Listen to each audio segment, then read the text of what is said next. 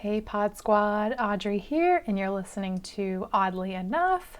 If you're watching on YouTube, sorry for the mess. Usually I like to tidy up before recording. It gets me in the zone, it gets me in the mindset, but you know what? Instead today I brushed my hair and I put on mascara. And y'all, I have it together enough, because we're all enough. We're oddly enough. We're together enough to put it together and make some things happen. So this week, of course, is Mother's Day. So I wanted to utilize this time and in this recording and in this episode to talk about the day of Mother's Day. And when I think about Mother's Day, I know that this is a day that can mean a lot of different things for a lot of different people. It could be a day of joy for those that are lucky enough to get to spend time, to spend the day, to send flowers to the mother that they have on this planet that they love. It could be a day to acknowledge and celebrate the best mom in all the land who gained her wings and is now smiling from up in heaven. We might be able to be nostalgic and think about the great memories, and might bring some sorrow, but also hopefully bring some celebration, thinking of that special person. It could be a day of yearning for those that want to become a mother, are ready for their time to become a mother.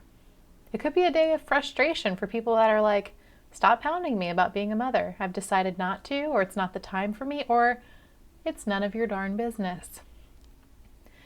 Often, Mother's Day can be a holiday that's perhaps fraught for many different reasons, right?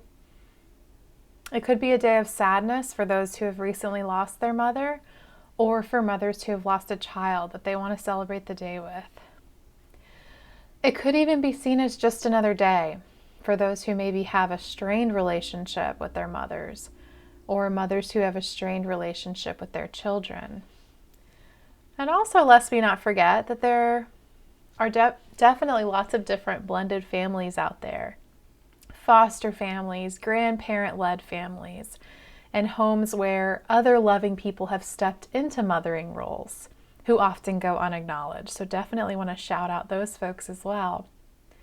And additionally, there are between 2 million and 3.7 million children under the age of 18 that have LGBTQ parents. There's lots of different dynamics out there, lots of different ways to view this day, lots of different ways to celebrate, to acknowledge. And I like the emphasis being placed on kind of mothering roles or nurturing roles. I think gone are the days where we have this stereotypical cookie cutter hallmark way to celebrate Mother's Day, but instead it's a celebration of all the different caretakers that we have in our life, or people that we care for in our life, and a day to really celebrate those people. So I like putting the emphasis there. I think it's a great day to be able to celebrate that. But again, also a great thing to note that don't forget to check on your friends and know that they could be perceiving Mother's Day from any of the different angles that I shared ago. So we just want to make sure that as a community, we don't all resonate the same with Mother's Day. So make sure you're checking on your friends, you're checking on each other. And I think that will just make sure that we all feel well, stay healthy, stay mentally healthy too through this time. It is a Mental Health Awareness Month too. So I wanted to feature that as well as something that we just want to always make sure that we're checking in on our friends and making sure that everybody's doing all right and making it through this time. So I wanted to pivot the sentiment for this day by awakening the nurturing qualities within us all. So I read an article recently that talked about the notion that love makes a mom. Not always blood, or the traditional cookie cutter picture that we've grown accustomed to thinking about what motherhood means, but love. I adore that notion, and it was easy to make the connection that there are lots of figures that you will encounter throughout your life that lend you that motherly love. And I want you to think about showing all of those folks that you have in your life some of that love today. Now, I know that I am very, very lucky to still have my mom with me, and also to have such a strong relationship with her. And I work every day to ensure that I just don't take that for granted, because I know that we're not all promised tomorrow.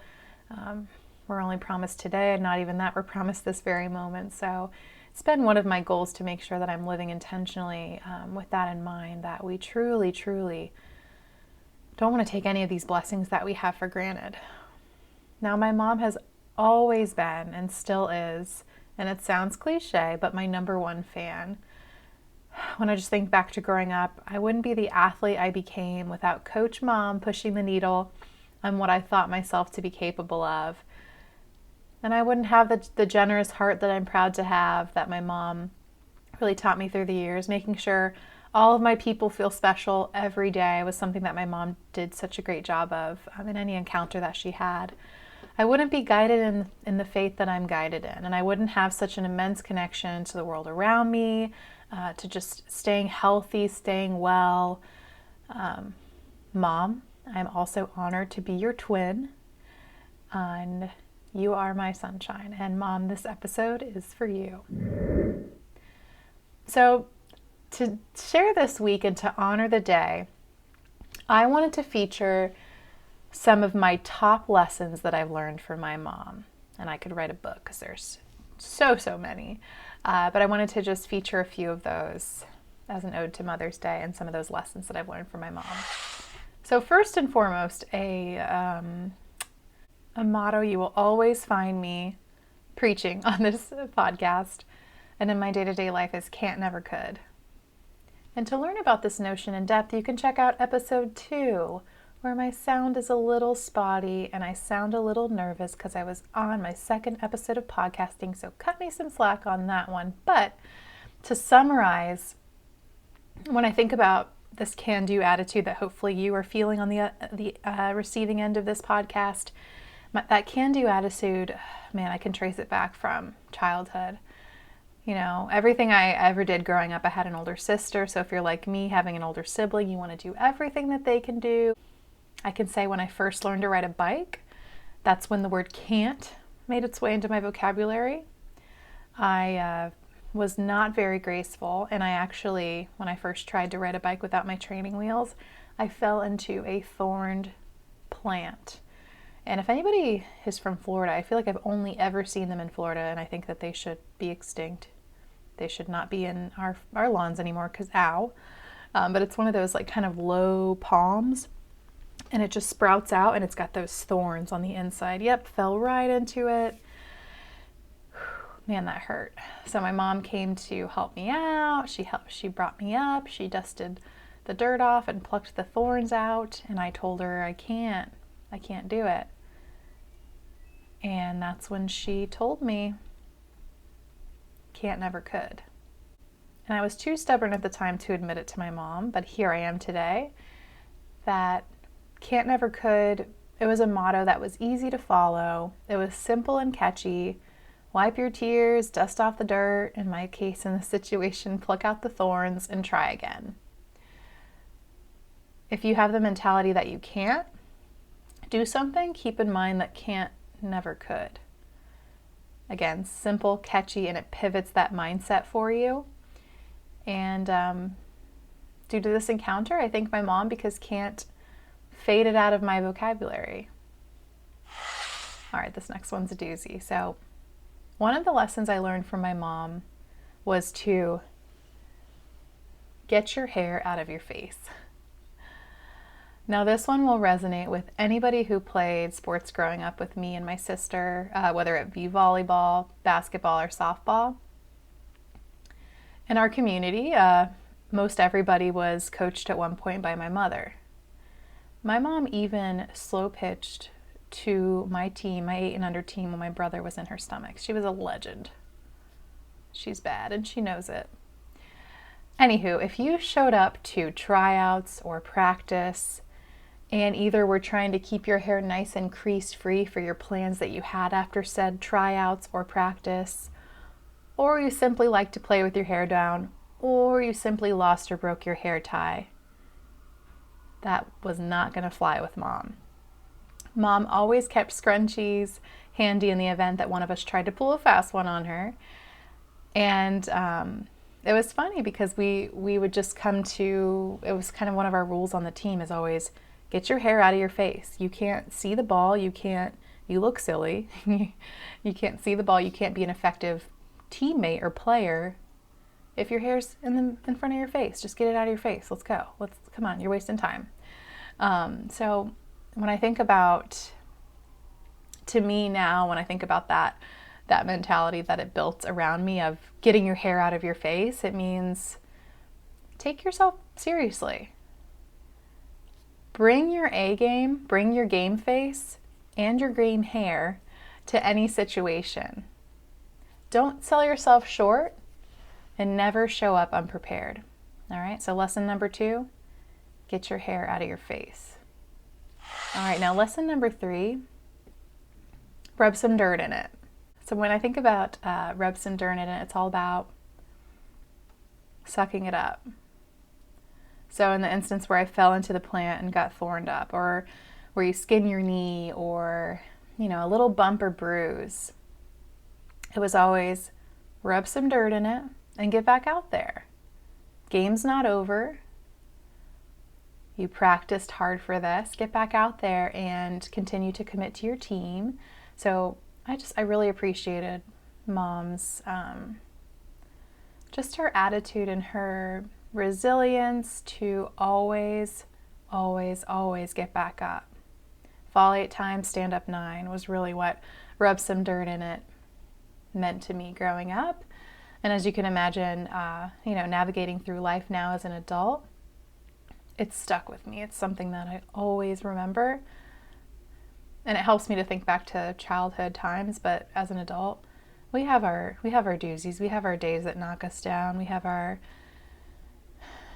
friendships or relationships that end that really make us feel like there's no tomorrow, right? We have a hard time looking forward and moving forward, but always having the mentality to rub some dirt in it, clot up that wound, stand up, and keep going. All right, that brings us to lesson number 4, which is treat yourself. So as much as Mom is a gamer and a champion when it comes to sport, when it comes to ambition, she also has such a great balance of knowing when it is time to pump the brakes. Work hard, rest hard.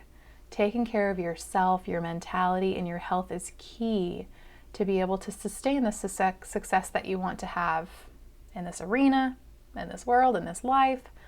So what's the point of getting that bonus, learning that tough new skill, or getting that certification, achieving that industry accolade, if at the end of it you're left in shambles? A simple break will suffice. Take the breaths, do the yoga, go for a walk on the beach, splash around in the rain puddles.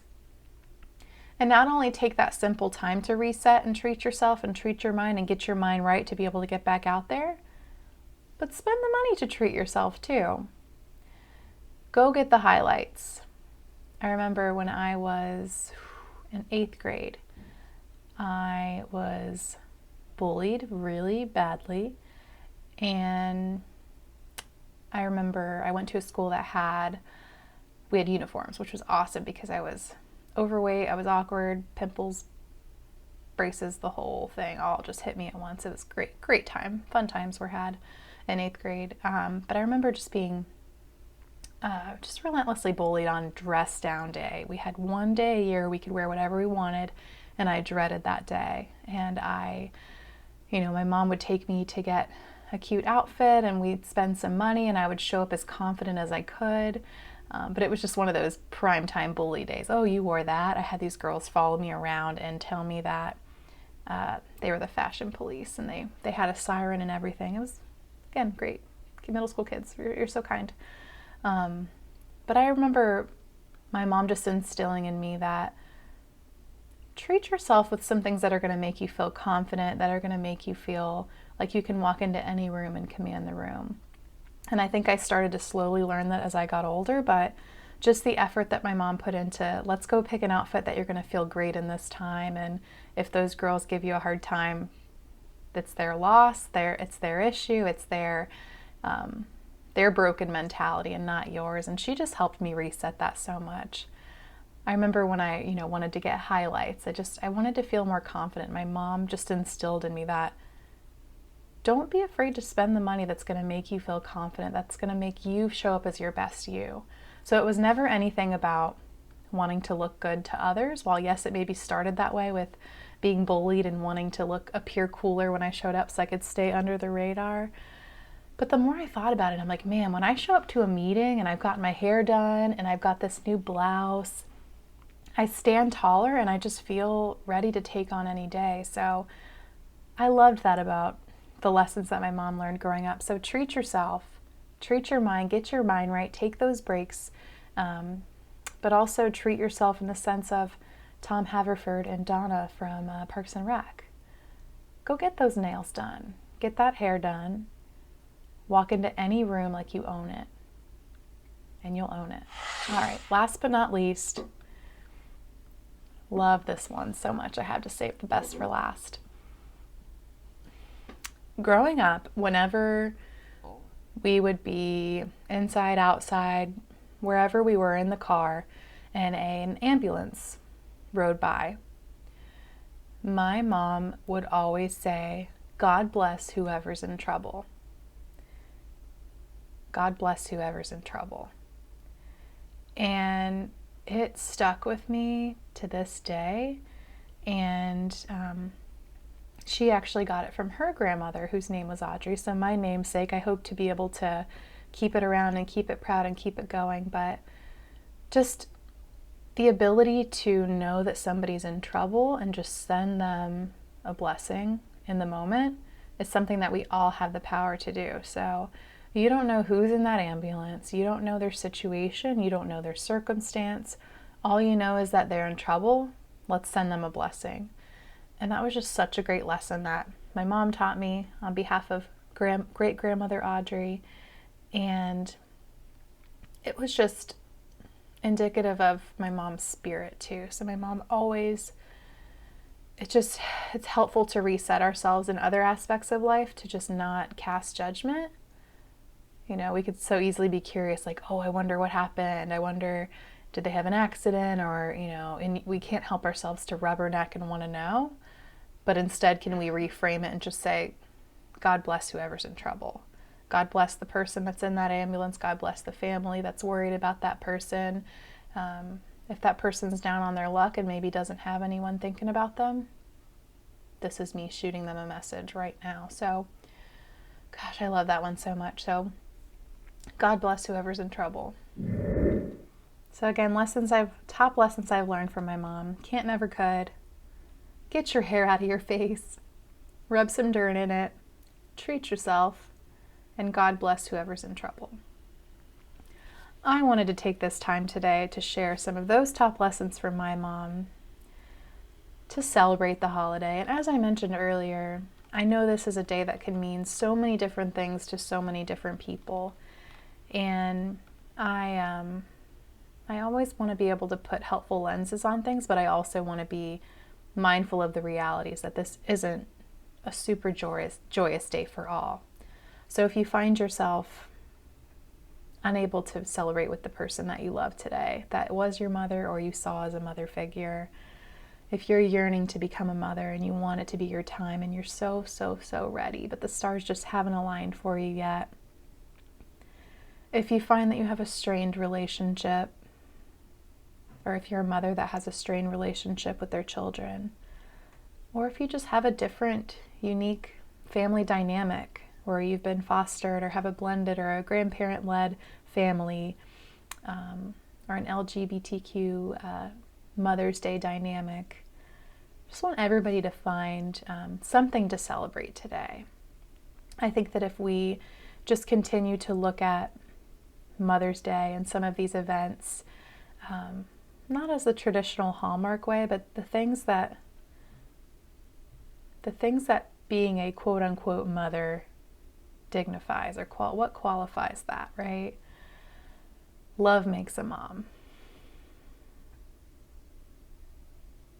We all have those qualities that we've nurtured or been nurtured, and I think I want to make this day feel more of a sense of community in that regard. Okay? All right. That's all I have for y'all today. Thank you so much for tuning in. I'm going to continue to bring you awesome content. That's hopefully you're finding it timely, finding it relevant, and that's my goal for you. I'm just very mindful of, I've always been in a human resources profession, at least for the last six or so years. So I'm all about being inclusive and making sure that everybody feels like they belong on this planet, on this world, in this podcast community. So I hope you continue to engage with the show and let me know how I can reach that goal, and making this a place for you to collect nuggets along the way that are going to help you feel successful, feel confident, feel enough when you get out there in the world and make some awesome things happen. Alrighty. Love you all. Happy Mother's Day. And I will see you next week. Bye-bye.